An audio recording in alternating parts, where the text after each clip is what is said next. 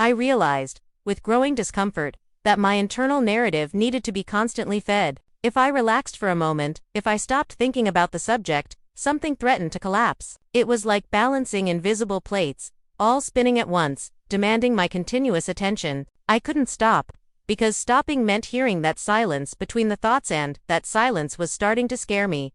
On certain days, I caught myself fantasizing about an ideal scenario where everything was under absolute control. I imagined a predictable world, without surprises, without emotional risks, without gray areas. In these fantasies, I felt calm, secure, almost at peace. The problem was that the more I craved this control, the more evident it became that reality would never completely fit into it. And this silent frustration turned into irritation, then into rigidity, and then into even harder certainties. I said I was establishing healthy boundaries, but deep down, I was beginning to confuse boundaries with impassable borders. Everything had to pass through my filter, my logic, my interpretation. Anything outside of that seemed wrong, suspicious, potentially dangerous. I didn't realize that, in trying to protect something, I was slowly suffocating the very space where that thing was supposed to breathe.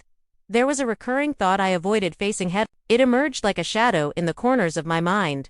What if this isn't about her friends? What if it's about me? This idea caused me an almost physical discomfort, as if someone had touched an exposed wound. I turned away quickly. I said it was nonsense, that I was over. Even so, the shadow remained silent, patient, waiting for the right moment to expand.